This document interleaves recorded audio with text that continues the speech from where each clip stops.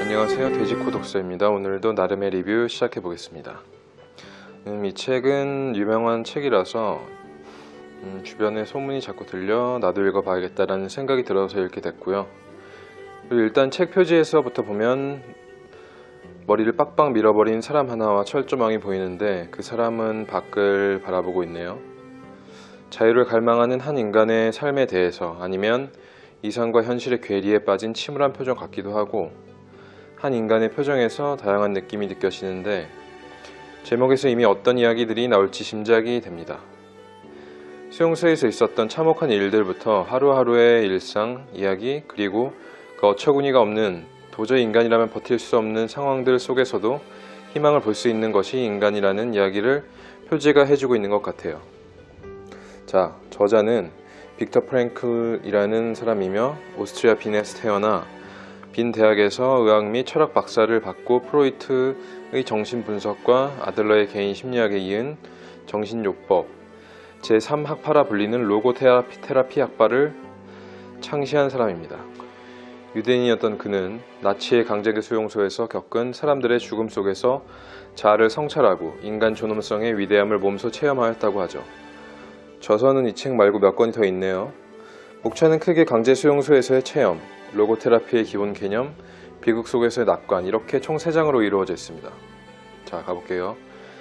조각난 삶의 가느다란 실오라기 하나를 엮어 하나의 확고한 형태를 갖춘 의미와 책임을 만들어내는 것이, 이것이 바로 빅터 프랭클이 독창적으로 고안해낸 실존적 분석, 즉 로고테라피의 목표이자 과제인데, 책에서는 정신의학의 이론과 치료에 대한 저자의 접근법을 선배 학자인 지그문트 프로이트와 비교하지 않을 수 없다라고 합니다. 그 이유는 프로이트가 성적인 욕구 불만에 초점을 맞추었던 반면에 프랭클은 의미를 찾으려는 의지의 좌절에 초점을 맞추고 있기 때문이죠. 오늘날 유럽은 프로이트의 정신의학에서 크게 방향을 전환해 실존적 분석을 폭넓게 받아들이는 추세로 나아가고 있습니다. 로고테라피 학파는 바로 이런 추세와 연관이 있고, 프로이트의 이론을 거부하지 않고 그의 업적 위에 기꺼이 자신의 것을 쌓아 올리는 것, 자기의 것과 다른 형태의 실존적 치료법을 주장하는 사람들과 논쟁하지 않고 그들과 유대를 맞으며 공동 보조를 해나가는 것, 이런 관대함이 프랭클 이론의 특징이라고 할 수 있다고 책에서 이야기합니다. 저는 그래도 어느 정도 논쟁이라는 것은 필요하다고 생각하는데, 그 이유가 논쟁이라는 것을 하지 않고 모든 것을 받아들이게 된다면 발전적인 방향으로 흘러간다면 좋겠지만, 대부분 어떤 개선점을 찾지 못하는 경우가 많기 때문에 좋지 않은 방향으로 흘러갈 가능성이 높다고 생각해요. 논쟁이라는 것이 싸움의 의미를 갖는 것이 아니라 유대인의 대화법 하브루타처럼 체계적으로 논리적인 자료를 통한 질문과 답을 통해서 논쟁을 한다면 더 발전적인 방향으로 가지 않을까 하는 생각이 드는데, 프랭클의 이론이 강제 수용소에서 나온 만큼 세상의 절대적 이치를 깨달아서 절대적인 수용의 이론을 내놓은 것이라고 생각이 드는 부분입니다. 자, 책의 시작을 보면 이렇게 이야기합니다. 이 책은 어떤 객관적인 사실이나 사건에 대한 보고서가 아니다.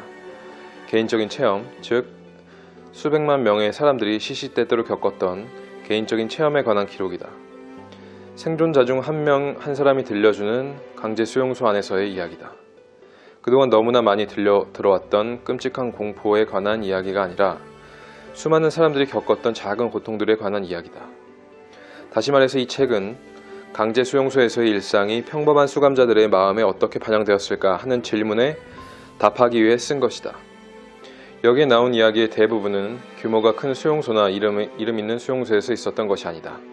대량 학살이 실제로 자행되었던 소규모 수용소에서 일어났던 것이며, 또한 이 이야기는 위대한 영웅이나 순교자의 고난과 죽음에 관한 이야기가 아니고 이름도 기록도 없이 죽어간 수많은 사람들의 희생과 시련, 그리고 죽음에 관한 이야기다 라고 이야기하며 이야기가 시작이 됩니다. 저자는 책에다 책을 쓰게 된 동기를 직접 이야기하는데, 수용소 생활을 겪어본 사람들을 위해 그들의 체험을 오늘날의 시각에서 설명하려고 하기 위함이고, 그 사람들을 이해하는 데 도움을 주기 위해서라고 합니다.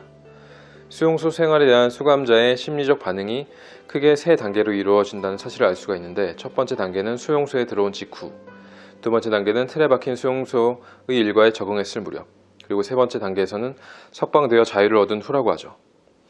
첫 번째 단계의 특징적인 징후는 충격이라고 합니다.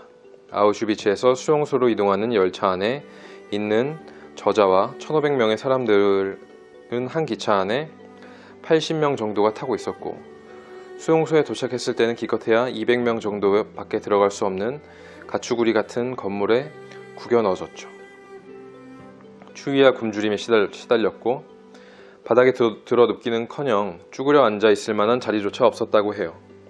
책에서는 집행유예 망상이라는 정신의학 용어를 이야기하는데, 이것은 사형 선고를 받은 죄수가 처형 직전에 집행유예를 받을지도 모른다는 망상을 갖고 있는 것이죠. 프랭클과 함께 수용소에 들어온 사람들은 거의 모두가 이 집행유예 망상을 가지고 있었어요.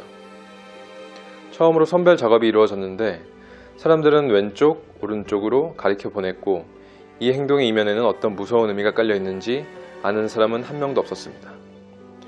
그날 저녁에야 그것이 최초의 선별, 즉 삶과 죽음을 가르는 첫 번째 판결이었다는 것을 알게 되죠. 자신과 함께 들어온 사람 90%는 죽음행을 선고받았고, 왼쪽으로 간 사람들은 역에서 곧바로 화정터로 직행했습니다. 화정터의 문에는 유럽 여러 나라의 말로 목욕탕이라고 쓰여 있었고, 들어가기 전에는 사람들에게 비누 한 조각씩을 나눠 주었다고 합니다. 그리고 남은 사람들은 주먹질을 당하며 목욕탕의 대기실로 쫓겨 들어갔고, 나치 대원이 입을 열었죠.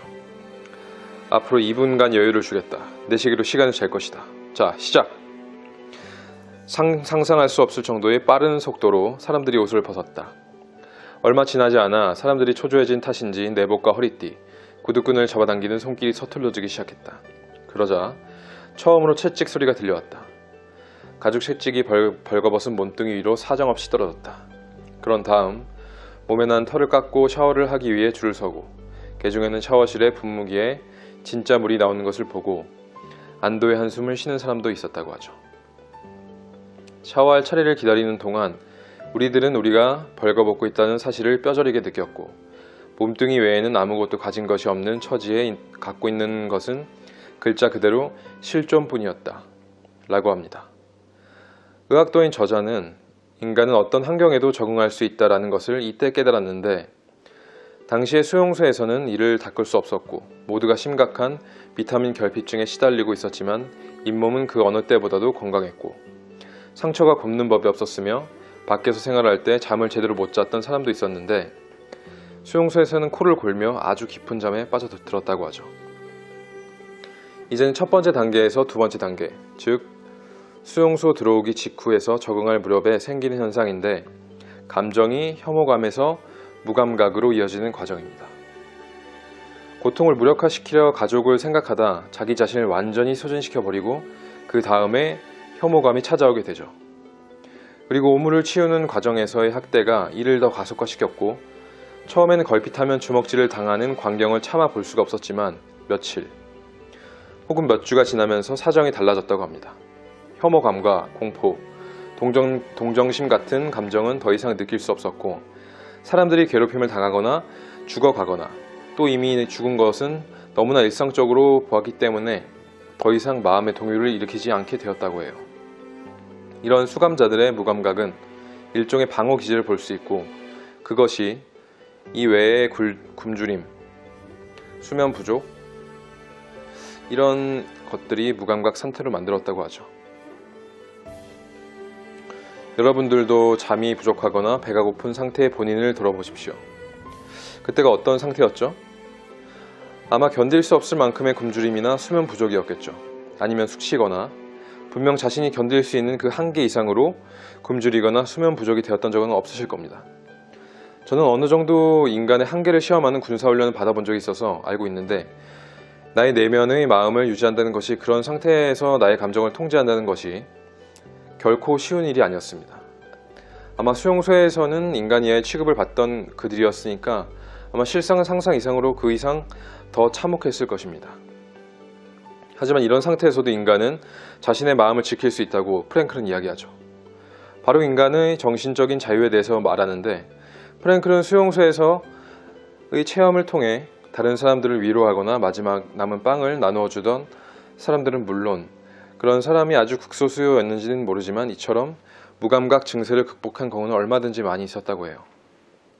프랭클은 인간에게 모든 것을 빼앗아 갈 수 있어도 단 한 가지, 마지막 남은 인간의 자유, 주어진 환경에서 자신의 태도를 결정하고 자기 자신의 길을 선택할 수 있는 자유만은 빼앗아 갈 수 없다고 이야기합니다.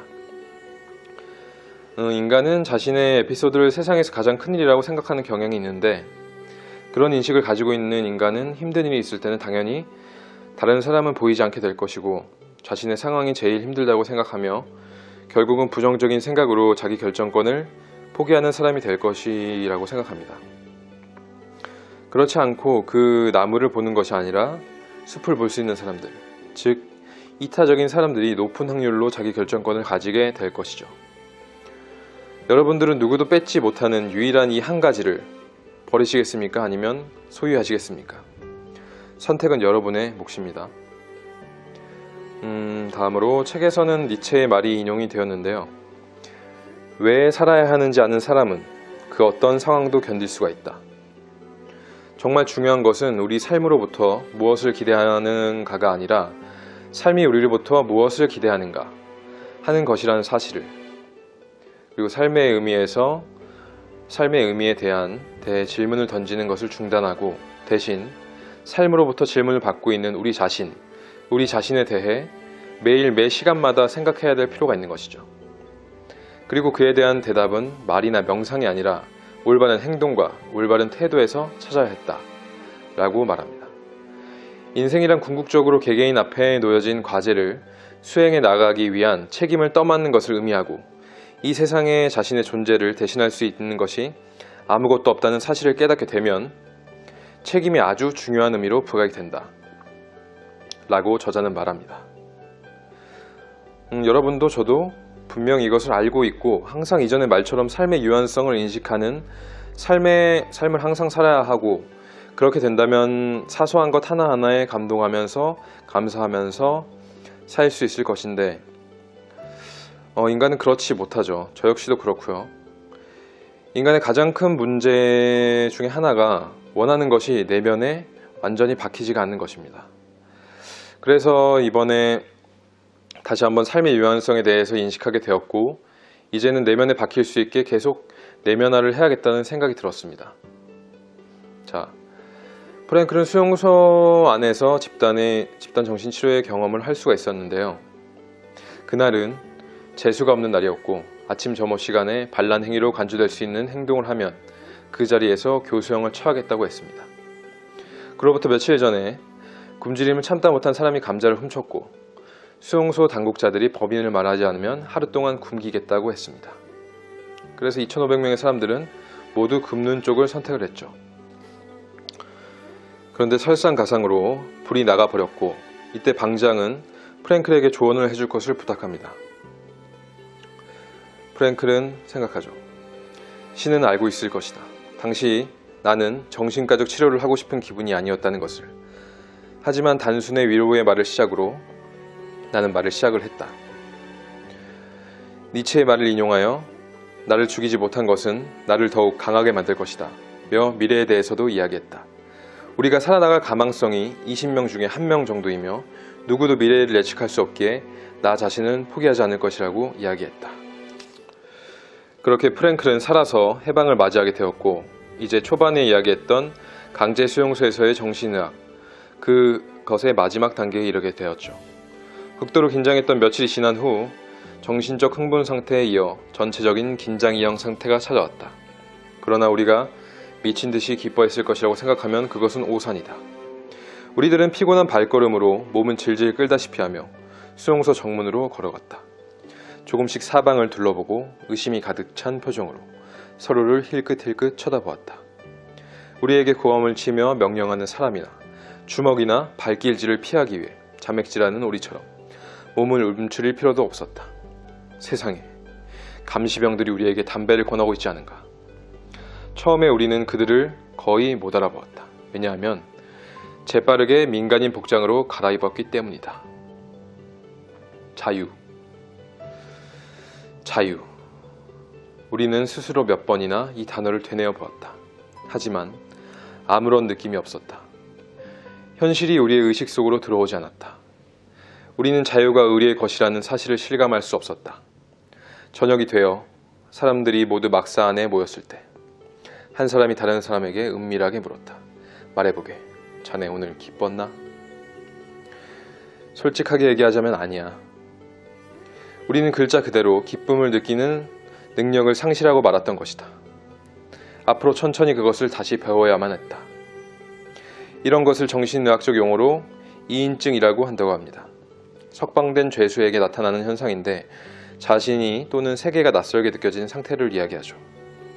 육체는 마음보다 거부감이 적어서 먼저 자유를 잘 활용했어요. 드디어 우리 육체가 개걸스럽게 먹어대기 시작했고 몇 시간 동안, 며칠 동안, 그리고 심지어는 한밤중에도 우린 먹었다. 그 다음 자유를 찾은 지 며칠이 지난 어느 날 수용소 근처에 있는 시장으로 가기 위해 꽃들이 만발한 들판을 지나 시골길에 서서 주변을 돌아보고 하늘을 올려다보았다. 그런 다음 무릎을 꿇고 그 순간 나는 내 자신은 물론 이 세상에 대해서도 아무것도 생각하지 않았다. 항상 그랬던 것처럼 단 한 가지만 마음속에 품고 있었다. 저는 제 비좁은 감방에서 주님을 불렀나이다. 그런데 주님은 이렇게 자유로운 공간에서 저에게 응답하셨나이다. 그때 얼마나 오랫동안 무릎을 꿇고 앉아서 이 말을 되풀이했는지 더 이상 기억이 나지 않는다. 나는 알고 있었다. 바로 그 순간부터 새 삶이 시작되었다는 것을. 저는 이 수용소에서의 이야기들을 내면화시키게 된다면 내 삶이 얼마나 감사한 삶인지, 그리고 계속 그것을 인지하면서 내 삶의 사소한 것 하나하나에도 감동하며 감사하며 살 수가 있을 것인데, 꼭 그렇게 됐으면 좋겠고 저도 여러분들도 꼭 그런 감사하는 삶을 사셨으면 좋겠습니다. 이렇게 수용소에서의 삶을 통해서 프랭클은 로고 테라피를 만들었으며, 그리스어로 로고는 의미를 뜻하죠. 이 이론을 환자의 미래의 초점에 맞춰서 인간의 존재의 의미는 물론 그 의미를 찾아 나가는 인간의 의지에 초점을 맞춘 이론이라고 해요. 2장에서는 로고 테라피의 개념, 기본 개념, 그리고 3장에서는 비극 속에서 낙관이라는 주제로 이야기를 하는데요. 읽어보면 로고 테라피란 인간은 의미라는 것을 찾아야 하고 그 의미란 것이 있어야지만 삶을 행복하게 살 수가 있고, 또한 자기 힘으로 바꿀 수 없는 운명에 처한 절망적인 상황 속에서도 그 자신을 뛰어넘고 그 자신을 초월할 수 있는 상태까지 이룰 수가 있다는 것이죠. 결국 인생의 의미라는 것은 본인 스스로 찾아야 하는 것이며 누군가가 가르쳐 줄 수 있는 것이 아닙니다. 여러분, 지금보다 더 큰, 그리고 내 삶을 더 풍요롭고 행복하게 만들기 위해서는 큰 사람을 스승님으로 모시고 내 안에 강력하게 내면화시켜서 항상 내 삶을 모니터링하고 체킹할 수 있는 삶을 통해 의미 있고 감사하게 살아가야만 진정 삶의 의미를, 내가 태어나고 존재하는 의미를 아시게 될 수 있으실 거라고 생각합니다. 이 책은 수용소에서의 생활을 통해서 우리에게 많은 것들을 생각하게 만들어 주는데요. 읽기는 굉장히 편하게, 어렵지 않게 쓰여져 있고 그렇게 두껍지도 않아서 편하게 읽어보실 수 있으실 겁니다. 저는 이 책에서 제 삶의 의미에 관해서 많은 도움을 받았습니다. 여러분들도 꼭 구입하셔서 자신만의 삶의 의미를 찾으시기를 바라겠고요. 이상 오늘도 마무리하도록 하겠습니다. 제목, 마무리. 오늘도 새벽에 잠들어 다시 새벽에 일어나 아침에 마무리되는 하루 일과. 이 삶 속에서 나는 어떤 의미를 찾을 수 있을까? 매일 헷갈린다. 이렇게 부족한 인간이니 매일 내면화하려 노력한다. 그래도 흔들린다. 하지만 포기는 없지. 내 삶에는 계속 전진만 있을 뿐. 오늘도 내일도.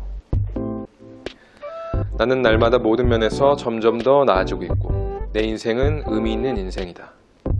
나는 날마다 모든 면에서 점점 더 나아지고 있고 내 인생은 의미 있는 인생이다. 나는 날마다 모든 면에서 점점 더 나아지고 있고 내 인생은 의미 있는 인생이다. 육아와 일과 여러 가지 상황 속에서 오늘 하루 상당히 몸과 마음이 지쳐 있었는데, 오늘 이 글을 보면서 그리고 다시 새벽에 깨서 몸과 마음을 정리하다 보니 다시 일어날 힘이 생기게 되네요. 우리는 내면에 정말 상상도 못할 만큼 엄청난 힘을 가지고 있습니다. 태어나면서부터 가지고 있었지만 아직 모르고 활용을 못하고 있을 뿐이죠. 정말 이 영상을 통해서 한 분이라도 힘을 얻고 저와 같이 전진하는 삶을 사시기를 바라며 오늘도 마치겠습니다. 대한민국 아빠들 그리고 부모님들 모두 힘내십시오. 지금까지 돼지코독스였습니다. 감사합니다.